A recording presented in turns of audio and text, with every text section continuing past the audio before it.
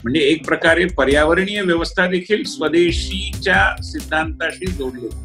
आम्ही डावे नाही, पण याचा अर्थ आपोपतः आम्ही उजवे बनतो असे अशा भोळसट समजुतीत म्हणत आहोत. Enlightened understanding of the idea of India असं म्हणू आपण. अशा भारताविषयीच्या एका प्रगल्भ आकलनामध्ये जोपर्यंत त्याचं रूपांतर होत नाही तोपर्यंत आपण सौम्य संपदेच्या बाबतीत महाशक्ती बनण्याच्या दिशेने जाऊ शकतो.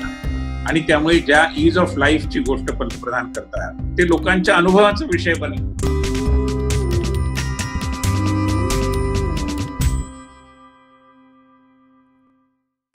मला दोन गोष्टी तुम्हाला विचारायच्यात. खरंच राष्ट्रवादाला बळ मिळेल का, आणि तसं जर का असेल की जर एकूणातच भाजपचा किंवा ओव्हरऑल उजव्या विचारसरणीचा राष्ट्रवाद नक्की आहे तरी काय? मला असं वाटतं की कोरोनामुळे ज्या आत्मनिर्भर भारताची चर्चा सुरू झाली आहे, स्वतः माननीय पंतप्रधानानेच त्याच्या संबंधात विस्तृत विवेचन केलेलं आहे, तर ती आत्मनिर्भरता हा एक प्रकारे आर्थिक राष्ट्रवाद आहेच आणि त्यात काही गैर नाही. प्रत्येकाने आत्मनिर्भर असणं आपापल्या गरजांच्या संदर्भामध्ये हे एक मूलभूत सूत्र आहे आणि स्वदेशी संकल्पनेमध्ये देखील ते अनुस्यूत आहेच. ते 100% जमेल का नाही वगैरे हे मुद्दे आहेत, परंतु जेवढं जमेल तेवढं आपण केलं पाहिजे आणि त्या पद्धतीने. आणि तसंही आपल्याकडे स्वदेशीची जी संकल्पना आहे ती अनेक मिती असलेली मल्टी डायमेन्शनल संकल्पना आहे. विलासराव साळुंखे म्हणून आपल्याकडे पाणी विषयातले तज्ज्ञ होऊन गेले, त्यांनी असं सांगितलं होतं एका चर्चेमध्ये की apple a day keeps the doctor away. हे हिमाचलमध्ये बरोबर आहे, हे मुंबईत योग्य नाही. मुंबईत जर तुम्ही ऍपल अ डे करायला लागलात तर doctor will come closer to you. कारण ज्या 200 किलोमीटर परिसरामध्ये जे पिकतं तेच तुमच्या प्रकृतीला उपयोगी असतं. म्हणजे एक प्रकारे पर्यावरणीय व्यवस्था देखील स्वदेशीच्या सिद्धांताशी जोडली. तसं नसतं तर पहाडांमध्ये राहणारे, पर्वतांवर राहणारे, दऱ्याखोऱ्यात राहणारे, सपाट प्रदेशात राहणारे यांच्या आहार शैलीत फरक नसते, पण शैलीत फरक आहे. त्यामुळे त्याचाही कुठेतरी स्वदेशीशी संबंध आहे. आपण जे कपडे वापरतो त्याचाही कुठेतरी स्वदेशीशी संबंध आहे. त्यामुळे स्वदेशी ही काहीतरी कोणाच्या तरी सुपीक डोक्यातून निघालेली कल्पना नाही. स्वदेशी हे सूत्र आहेच जगण्याचं. त्यामुळे ते जगत असताना आणि एका वैश्विक किंवा वैश्वीकरण झालेल्या परिस्थितीमध्ये आपण असताना स्वदेशीचा आग्रह आणि तरी देखील समन्वयाच्या भूमिकेतून आपल्या गरजा आणि त्यातली पारस्परिकता जोपासणं आंतरराष्ट्रीय पातळीवरती हे निश्चितपणे महत्वाचं ठरतं. त्यामध्ये एक परस्परांबद्दलचा विश्वासही निर्माण व्हावा लागतो. ही देखील एक महत्वाची गोष्ट आहे आणि त्या दृष्टीने मला असं वाटतं की पुढचा विचार करावा लागेल. त्यामध्ये तुम्ही म्हणता त्या राष्ट्रवादी भूमिकेचा संदर्भ नक्की येतो, कारण स्वदेशी is all about nationalism in a way. आता तुम्ही म्हणता की एकूण भाजपचा आणि तथाकथित उजव्या विचारसरणीचा राष्ट्रवाद नेमका आहे तरी काय, असा तुमचा प्रश्न आहे. तर त्याच्यात मी प्रथम स्पष्ट करू इच्छितो की मी आणि माझा पक्ष स्वतःला उजवा वगैरे मानत नाही. म्हणजे गुणवत्तेच्या बाबतीत आम्ही उजवे आहोत यात काही शंका नाही, परंतु डावं उजवं असं जे विभाजन आपल्या देशात आहे त्यामध्ये आम्ही उजवे आहोत असं मानण्याचं काही कारण नाही. आम्ही डावे नाही, पण याचा अर्थ आपोपतः आम्ही उजवे बनतो असे अशा भोळसट समजुतीत कोणी राहू नये. कारण आमचा खुल्या व्यापाराच्या बाबतीतला आग्रह म्हणजे भांडवली अर्थव्यवस्थेच्या संदर्भात एक खुला दृष्टिकोन असला पाहिजे. हा जनसंघ काळापासूनचा आहे आणि आता अनेक साम्यवादी देशांनी देखील तो स्वीकारला आहे. त्यामुळे डावं उजवं, डावे आणि उजवे या संकल्पना या आता कालबाह्य झालेल्या आहेत. त्यामुळे तुम्ही असं वर्णन करण्यात काही हशील नाही, काही तथ्य नाही. आणि भाजपचा राष्ट्रवाद हा एक सांस्कृतिक राष्ट्रवाद आहे आणि त्या सांस्कृतिक राष्ट्रवादाची परिकल्पना ही आपण जगतो, अनुभवतो. आपण बौद्धिक अप्रामाणिकतेमुळे कधी कधी ते स्वीकारत नाही, परंतु तो आहेच ना. शेवटी अस्मिता नावाची जी गोष्ट आहे तीच आपल्याला जगण्याचं कारण मिळवून देते. आणि आपण जन्मतःच दुसऱ्या दिवशी मी आता विश्वमानव झालो असं म्हणत नाही ना, असं म्हणू शकत नाही. दुसऱ्या दिवशी सोडा 18व्या 20व्या वर्षी सुद्धा थोडस ज्ञान वगैरे मिळाल्यानंतर सुद्धा एकूण आपण काही विश्व समुदायाचे घटक होत नाही. शेवटी पासपोर्ट लागतो ना, व्हिसा लागतो ना. त्यामुळे देश आणि देशांच्या सीमा आणि देश नावाची संकल्पना, त्याच्यामधल्या नागरिकांची एक समान अस्मिता, हे घटक किती नाकारायचे म्हटले तरी ते नाकारता येत नाही. उत्क्रांत अवस्थेत आपल्याला शेवटी जय जगत पर्यंत जायचंय. विनोबा भावे म्हणाले त्याप्रमाणे ते जायचंच आहे. विश्वची माझे घर हे खरंच आहे, पण आधी माझं घर, मग माझी सोसायटी, मग माझा मोहल्ला, मग माझा तालुका, शहर, मग माझा जिल्हा, असं क्रमाक्रमानेच जावं लागलं. त्यामुळे ही गोष्ट आपण जर लक्षात घेतली तर सांस्कृतिक राष्ट्रवाद हा आमच्या अवतीभोवती शतकानुशतक आहेच. तो स्वीकारायचा का नाही हे तुमच्या बौद्धिक प्रामाणिकपणावर अवलंबून आहे. आम्ही प्रामाणिक आहोत, त्यामुळे आम्ही म्हणतो की yes, we believe in cultural nationalism. तुम्ही आता संस्कृतीचा उल्लेख केलात आणि तुम्ही ICCR चे अध्यक्ष आहात, की जी एक प्रकारे भारताची सॉफ्ट पॉवर जगभरात नेतीये. तर तुमचा ICCR चा अध्यक्ष म्हणून काय अनुभव आहे? भारताची सॉफ्ट पॉवरला जो सन्मान पूर्वी मिळत होता तो आता वाढलाय का, आणि त्या दृष्टीनं भविष्यात काय दिशा असेल? असं एक फरक तर नक्कीच आहे की पंतप्रधान नरेंद्र मोदी यांनी सत्तेची सूत्र हाती घेतल्यानंतर भारताविषयीचा दृष्टिकोन हा निश्चितपणे बदलला आहे. कारण भारतीय नेतृत्व आणि त्या नेतृत्वाची सक्रियता विश्वपटलावरची ही उल्लेखनीय आहे. साधी गोष्ट घ्या, आपण एक इंटरनॅशनल सोलर अलायन्स निर्माण केलं. आता सौर शक्तीच्या बाबतीत एक आंतरराष्ट्रीय मंच असावा हे एक प्रकारे डेव्हलपमेंट डिप्लोमसीचं म्हणजे विकासाच्या राजनयनाचं उदाहरण आहे. ही नवीन गोष्ट आहे. आता डिझास्टर मॅनेजमेंटच्या बाबतीत देखील आपण असा एक मंच स्थापन करण्याचा केंद्र सरकार प्रयत्न करत आहे. त्यामुळे सांस्कृतिक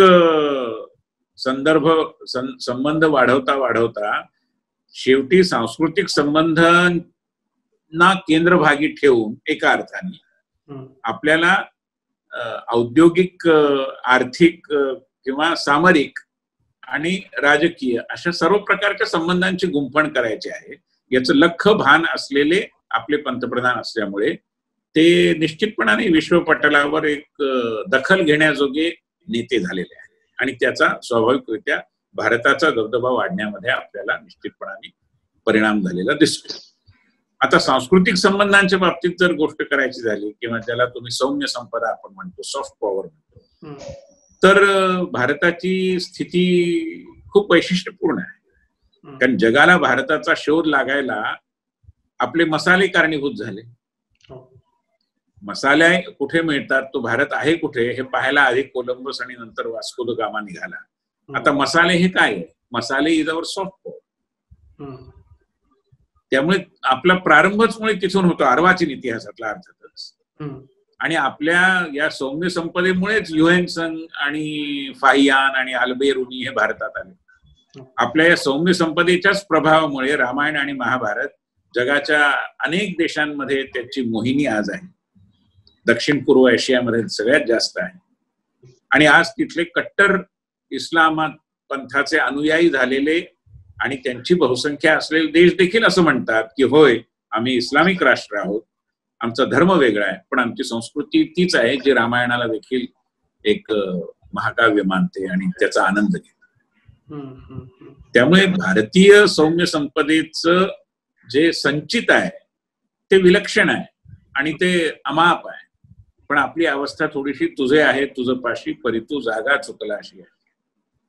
त्यामुळे आपल्याला जाणीव नाही की आपल्याकडे काय आहे.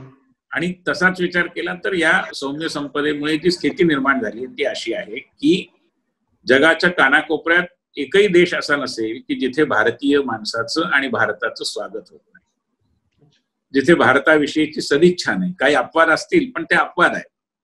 भारताविषयी सर्वदूर सदिच्छा आहे, पण नुसत्या सदिच्छेवर समाधान मानण्याची स्थिती नाही. जर त्या सदिच्छेचं रूपांतर भारताबद्दलच्या एका ज्याला एक इंटेलिजंट अंडरस्टँडिंग असं म्हणू आपण, enlighten understanding of the idea of India असं म्हणू आपण, अशा भारताविषयीच्या एका प्रगल्भ आकलनामध्ये जोपर्यंत त्याचं रूपांतर होत नाही तोपर्यंत आपण सौम्य संपदेच्या बाबतीत महाशक्ती बनण्याच्या दिशेने जाऊ शकणार. कारण भारत हे अनेकांना एक गूढ वाटतं, तर हे भारत नावाच्या संकल्पनेचं निर्गुढीकरण करणं आवश्यक आहे, डिमिस्टिफिकेशन. आणि त्या दृष्टीने भारतीय सांस्कृतिक संबंध परिषद आतापर्यंतही काम करत आली, इथून पुढे अधिक केंद्रित म्हणजे टार्गेटेड पद्धतीने काम करण्याचा आमचा मानस आहे. तर आपण विविध विषयांवर बोलतोय, पण मुलाखतीच्या शेवटी मला तुम्हाला एक महत्वाचा प्रश्न विचारायचा आहे की कालच विविध वर्तमानपत्रात लेख आले आणि मोदी 2.1 म्हणजे दुसऱ्या भाजपच्या सत्तेचं पहिलं वर्ष झालं अशा संदर्भातनं वेगवेगळे लेख आणि चर्चा आणि तसं सेलिब्रेशन काही ठिकाणी झालं, बऱ्याचशा ठिकाणी झालं. तर मला तुम्हाला हे विचारायचं आहे की गेली 6 वर्ष आपण काय मिळवलं आणि पुढच्या 4 वर्षात आपली दिशा काय असणार आहे? भाजपचे खासदार आणि थिंक टँकचे भाग म्हणून तुम्हाला काय दिसतं? ही सगळ्यात महत्वाची गोष्ट अशी की गेल्या 6 वर्षात म्हणजे गेल्या वर्षी ज्यावेळी 2019च्या निवडणुका झाल्या आणि मोदी सरकार पुन्हा निवडून आलं, त्यावेळी लोकांनी आपापल्या पद्धतीने त्याचे अन्वयार्थ काढले. कोणी म्हणालं ही मोदी मॅजिक आहे, कोणी म्हणालं हा व्यक्तित्वाचा प्रभाव आहे, कोणी आणखीन काही विवेचना केली. व्यक्तिशः मला राजकारणाचं म्हणजे राजकीय राज्यशास्त्राचा एक विद्यार्थी म्हणून असं वाटतं की हा लोककल्याणाच्या योजना तळापर्यंत पोहोचवण्याचे उल्लेखनीय आणि असाधारण यश मोदी सरकारने मिळवलं, त्याचा विजय होता. आणि त्यामुळे ज्या ईज ऑफ लाईफची गोष्ट पंतप्रधान करतात ते लोकांच्या अनुभवाचा विषय बनला. मग ती उज्ज्वला योजना असेल, सौभाग्य योजना ज्याच्यामुळे 20 घरोघर आली ते असेल, जनधनची खाती उघडली गेली त्यामुळे नुसतेच पैसे मिळाले असं नाही तर प्रतिष्ठा मिळाली. त्यामुळे अशा अनेक गोष्टी घडल्या की समाजातल्या उपेक्षित, शोषित, दलित, पीडित बांधवांपर्यंत विकासाची गंगा पोचली. हे गेल्या 6 वर्षातलं महत्वाचं वैशिष्ट्य आहे. दुसरं महत्वाचं वैशिष्ट्य आहे ते आंतरराष्ट्रीय राजकारणात आपला दबदबा वाढला. हे आहेच, निश्चितपणाने ते विरोधकांना देखील मान्य करावं लागेल असं आहे.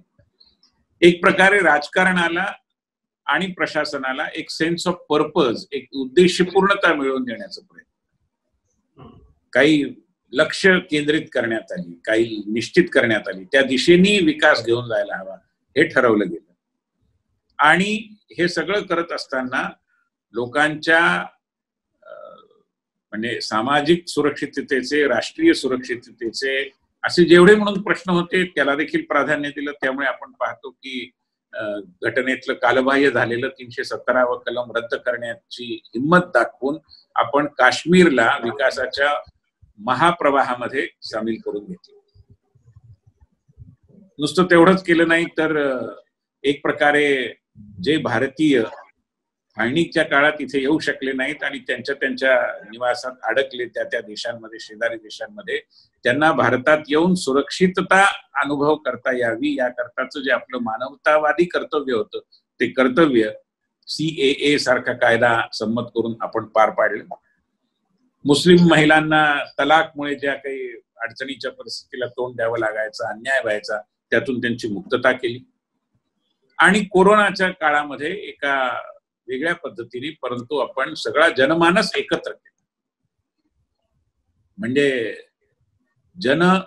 मन एकत्र करून आपण ती एक ताकद निर्माण केली, ज्याच्याकरता आपण लोकांना सगळ्यात प्रथम पंतप्रधान म्हणाले होते त्याप्रमाणे की कुणालाही एकाकी वाटण्याची काही गरज नाही, आपण सगळे जोडलेले. कुणालाही असं वाटण्याचं कारण नाही की आता पुढे अंधकार आहे म्हणून ते म्हणाले की आपण दीप प्रज्वलन करू, एकत्रित येऊ. तर या सगळ्याचे जे प्रतिकात्मक अर्थ आहेत ते जर लक्षात घेतले तर एका बाजूने सामाजिक ऐक्य, सामाजिक सौहार्द वाढवणं, सामाजिक सुरक्षेची चिंता करणं, राष्ट्रीय सुरक्षेची चिंता करणं, विश्वपटलावर भारताची नाममुद्रा ठळकपणे उमटेल याचा ध्यास घेणं, आणि हे सगळं कुणा करता आहे तर समाजातल्या वंचित, उपेक्षित, शोषित, पीडित, दलित घटकांकरता आहे. तर त्यांच्यापर्यंत विकासाची गंगा घेऊन जाणं, अशा सगळ्या आघाड्यांवर मला असं वाटतं की गेल्या 6 वर्षात उल्लेखनीय कामगिरी झाली आहे. अर्थात नेहमीच असं असतं की थोडासा पाया है, थोडे की जरूरत आहे. त्यामुळे आणखीन खूप आपल्याला करायचं आहे. आणि खऱ्या अर्थाने आता मोदी सरकारने ज्या अनेक अभिनव कल्पना वापरात आणल्या, त्याच्यामध्ये एक आकांक्षावान जिल्हे आहेत. 120 जिल्हे की सर्वाधिक मागासले आहेत, ज्यांना मोस्ट बॅकवर्ड डिस्ट्रिक्ट असं म्हटलं जात होतं, त्यांना आपण आज आकांक्षावान जिल्ह्यांमध्ये परिवर्तित केलं. आणि त्या असेच म्हणजे विकासाच्या गंगेत कुणी मागे राहणार नाही, अंत्योदय खऱ्या अर्थाने होईल. यासाठीचे जे प्रशासनिक पातळीवर, नीती म्हणजे धोरणांच्या पातळीवर आणि क्रियान्वयन म्हणजे अंमलबजावणीच्या पातळीवर असे जे सर्वंकष प्रयत्न होत आहेत, त्यातनं मला असं वाटतं की देश दमदार पावलं टाकत येणाऱ्या 5 वर्षांमध्ये 4 वर्षांमध्ये देखील आणखी पुढे पुढे जात राहील. पण मग या 4 वर्षातली मेजर तुम्हाला कशी कुठली गोल्स वाटतात की जी आपण अचीव्ह करण्याच्या दृष्टीनं पावलं टाकणार आहोत? टँजिबल असं आहे की आपल्या देशामध्ये अडचणी काही कमी नाहीत आणि दुविधा ज्या निर्माण होतात त्याची संख्या काही कमी नाही. आता एक दुविधा निर्माण केली जाते की विकास हवा की पर्यावरण हवं. असं दुविधा असायचं काही कारणच नाही ना. विकासासाठी पर्यावरण आणि पर्यावरणाच्या विकासासाठी देखील आपण सगळ्या प्रकारची रचना करणं हे आवश्यक असतं.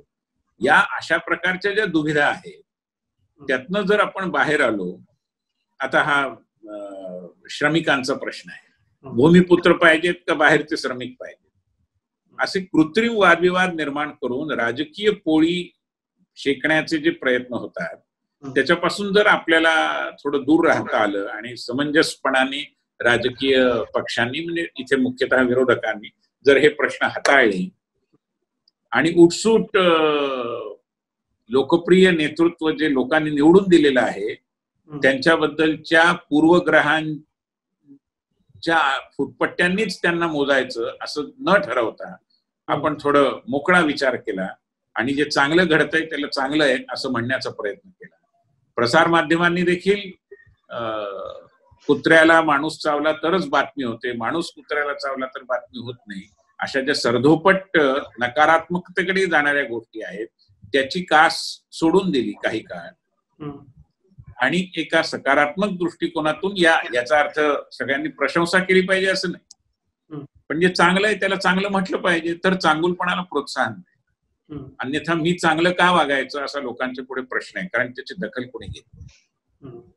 त्यामुळे ही जर दखल समाजाने आणि प्रसारमाध्यमही त्यात आली जर घेतली तर मला असं वाटतं की हा प्रवाह आपल्याला अधिक विस्तृत करता येईल, गतिशील करता येईल. सर तुमचे खूप खूप आभार. कोरोनाच्या पार्श्वभूमीवर फक्त कोरोनाच नव्हे तर ओव्हरऑलच सामाजिक, सांस्कृतिक, राजकीय पटलावरील विविध मुद्द्यांना आज तुम्ही स्पर्श केलात आणि अत्यंत संयत पद्धतीनं वेळ देऊन चर्चा केलीत. याबद्दल थिंक बँक तर्फे आम्ही तुमचे मनापासून आभार मानतो. पुन्हा पुन्हा भेटत राहायला आवडेल वेगवेगळ्या विषयांवरती, पण आज इथंच थांबूया. धन्यवाद. धन्यवाद. Thank you very much. थिंक बँकचे सर्व एपिसोड आता ऐका स्टोरीटेल या ॲपवर. 30 दिवसांचे मोफत सबस्क्रिप्शन मिळवण्यासाठी डिस्क्रिप्शनमधील www.storytel.com/thinkbank या लिंकला भेट द्या.